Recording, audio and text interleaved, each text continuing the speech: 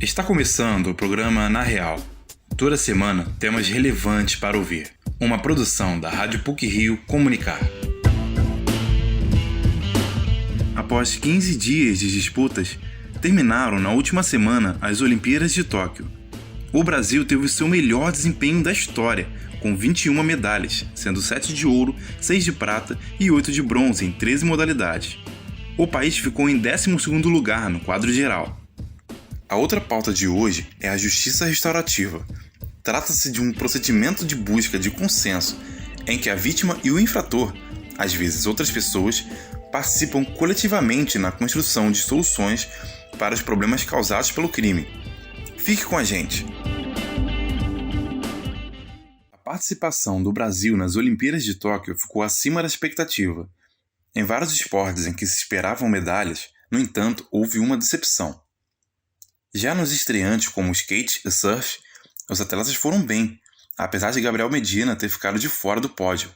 Vamos saber mais sobre a participação brasileira no Japão com a repórter Juliana Poti. A vitória do Brasil nas Olimpíadas foi além do ótimo resultado. A delegação contou com 48,8% de mulheres e bateu o recorde de participações femininas do país em Jogos Olímpicos. Com a melhor campanha da história, o time Brasil voltou de Tóquio na 12ª colocação, com 21 medalhas. 7 ouros, 6 pratas e 8 bronzes, e superou as 19 medalhas conquistadas no Rio em 2016. Além disso, o país subiu a pódios inéditos em 5 modalidades: 3 pratas no skate, 1 ouro no surf, 1 bronze no tênis e 1 prata e 1 ouro na ginástica artística feminina. Superou não só suas metas, mas a crise econômica vivida no Brasil, além, é claro, das barreiras sanitárias impostas pela pandemia. Rebeca Andrade, da ginástica artística, e Isaquias Queiroz, da canoagem, se destacaram com participações históricas nas respectivas modalidades.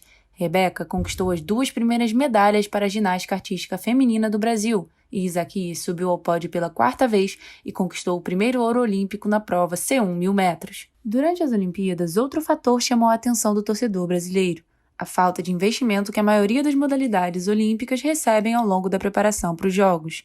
A denúncia, através de entrevistas após as eliminações, deixou nítida a falta de incentivo que o atleta brasileiro de alto rendimento é submetido. Esse é o caso de Pedro Luiz Burman, que compete o revezamento 4x400 misto do atletismo. O esportista afirmou que paga do próprio bolso os gastos com a equipe interdisciplinar que o auxilia no preparo físico. Porque muitas vezes a gente acaba um treinamento, volta para casa e aí, no meu caso, e o caso das pessoas que treinam comigo, né, temos que pagar de tudo, né? É do nosso bolso que sai o pagamento do fisioterapeuta, do massagista, de tudo.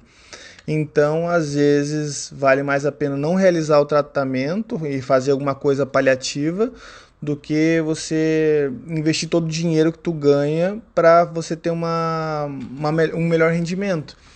E se tivesse mais investimento, seria mais fácil a obtenção do resultado. Até as viagens para competições grandes seria mais produtivo para um resultado melhor. Ao contrário do que os brasileiros podiam imaginar, a campanha dos Jogos reservou algumas decepções. Pela primeira vez desde que a modalidade estreou nas Olimpíadas, o vôlei de praia brasileiro, que levou 4 duplas ao Japão, incluindo as favoritas ao pódio, Agatha e Duda, passou ileso pelas disputas de medalha. No skate, a número 1 do ranking do street, Pamela Rosa, não chegou nem à final, e no surf, o multicampeão Gabriel Medina não correspondeu às expectativas e também voltou para casa sem medalha.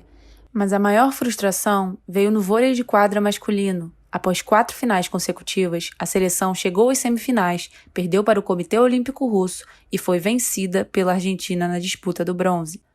Para além das medalhas, o time Brasil alcançou as melhores marcas da história em algumas modalidades. O atletismo, por exemplo, trouxe tanto a final olímpica do lançamento de disco com Isabela da Silva, como o 4º lugar de Darman Romani no arremesso de peso para a lista de resultados históricos do país.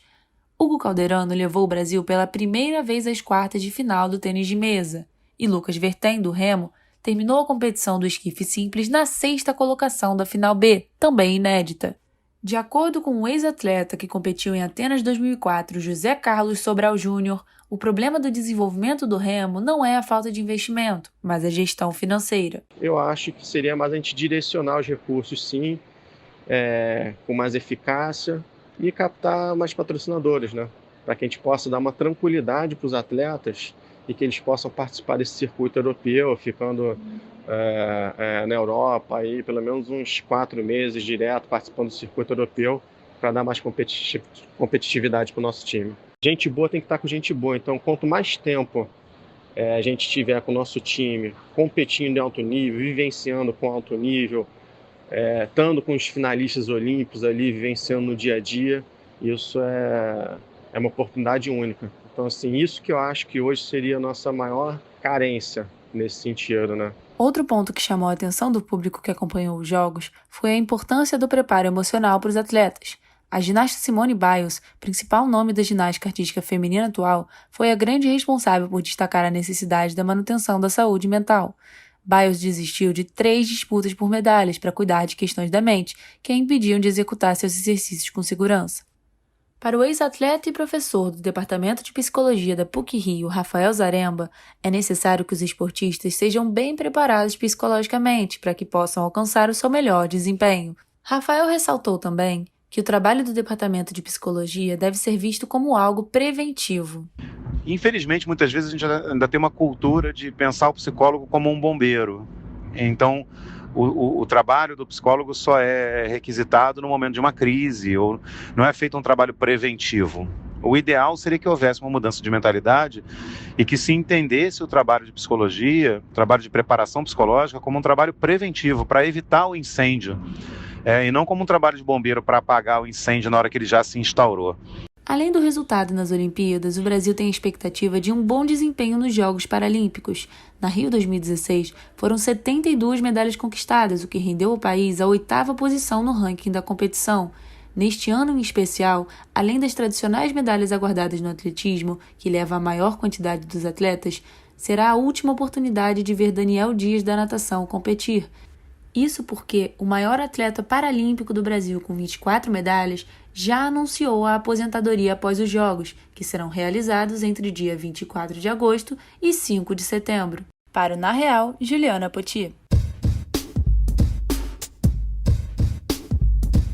Vamos falar agora sobre justiça restaurativa, que coloca frente a frente os envolvidos em algum tipo de problema e busca uma solução entre as partes. Quem nos conta sobre isso é o repórter Luiz Felipe Azevedo. A justiça restaurativa é uma prática que visa a resolução de conflitos, através de um processo colaborativo que envolve maior participação da vítima e do autor do ato caracterizado como crime. Esse modelo foi iniciado no Brasil em 2005. Segundo a advogada com formação psicanalítica, mestre em estudos avançados em mediação, Célia Passos, as práticas restaurativas extrapolam os muros do judiciário e chegam a impactar inúmeros outros campos da sociedade. Ela chega no ambiente penal, então ela seria uma ampliação de repertório para respostas a situações de dano. E ela vai para outros campos, vai para a educação, ela vai para a saúde, ela vai para outros aspectos. Então, com isso, eu digo que são 4 ondas. Uma primeira onda é essa de ampliação de repertório para responder a danos. A segunda onda, ela inclui família e comunidade. Depois a gente tem um terceiro movimento que é exatamente a visão holística.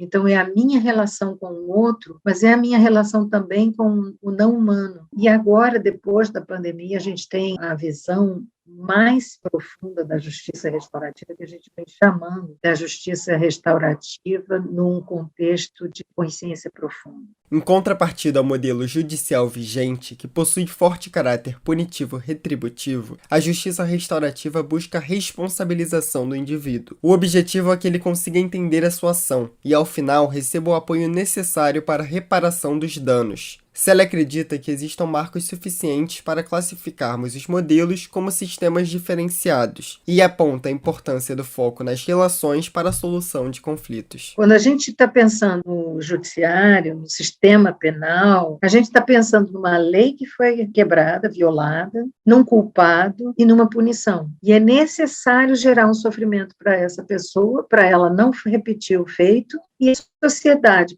vendo isso, não se estimular a fazer. Então, é um punitivo retributivo. Na justiça restaurativa, a gente pensando nas relações, vai cuidar em 3 tempos: o que aconteceu, como estamos agora, quais são as necessidades, quem precisa assumir responsabilidades e cuidar de corrigir o mal feito, e a prospecção, como queremos viver daqui para frente e como a gente constrói esse caminho. A prática restaurativa admite algumas metodologias. A mediação entre a vítima e o ofensor consiste em colocá-los em um mesmo ambiente e, através de um mediador que não necessariamente faz parte do meio jurídico, busca-se um acordo que vise a resolução de outras dimensões do conflito, que não apenas a punição. Para a presidente da Comissão Especial de Política Penitenciária, Ressocialização e Justiça Restaurativa, Ana Carolina Nunes, ainda existe uma grande descrença acerca de sua eficiência por parte do judiciário e da população. A nossa cultura ela não está preparada para acolher quem errou. A nossa cultura ela é preparada para enclausurar. Então, eu acredito que exatamente por isso da dificuldade dos tribunais de justiça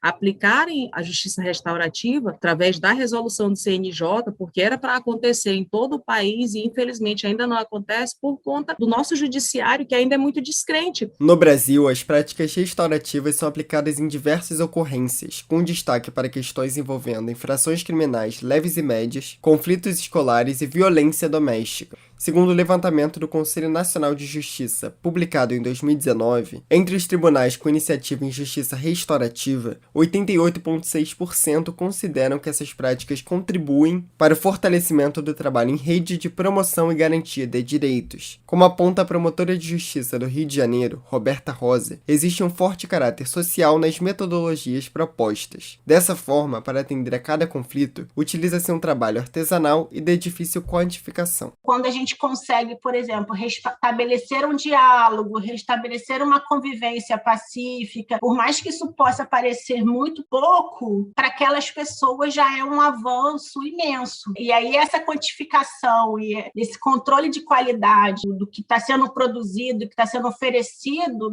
numa prática restaurativa acaba ficando de difícil, às vezes, percepção para o outro, né? A gente vai perceber a partir muito dos relatos, do feedback, de como que a pessoa se sentiu participando, do que ela leva dali, de como que ela, né, se coloca agora no mundo, se coloca naquela relação. Para Roberta, a proposta de mudança de perspectivas é um caminho ainda sendo percorrido e que tem como grande desafio atenuar a necessidade de intervenção estatal na resolução dos conflitos. Busca-se que os indivíduos consigam resolver as questões através do diálogo e sem ocorrência de danos. Luiz Felipe Azevedo, para o Na Real.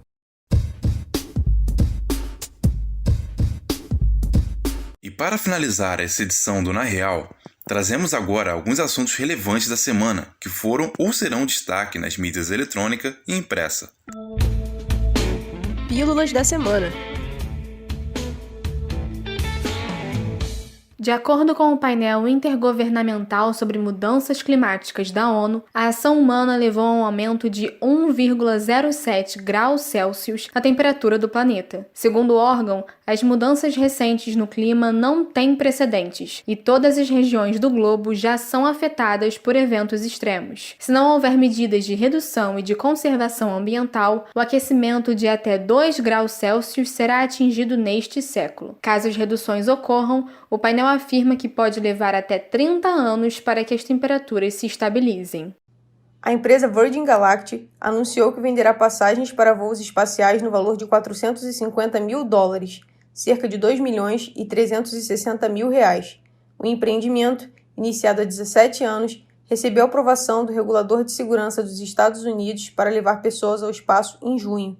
Após realizar seu primeiro voo com sucesso, a empresa pretende disponibilizar aos consumidores desde o assento único até a compra do voo completo.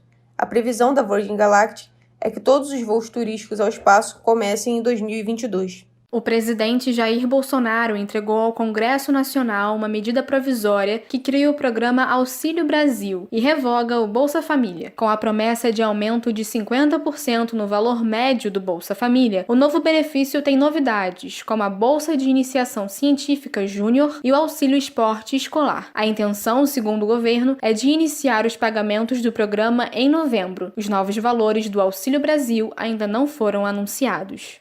A Prefeitura do Rio prevê 13 palcos com queima de fogos espalhados pela cidade no próximo Réveillon.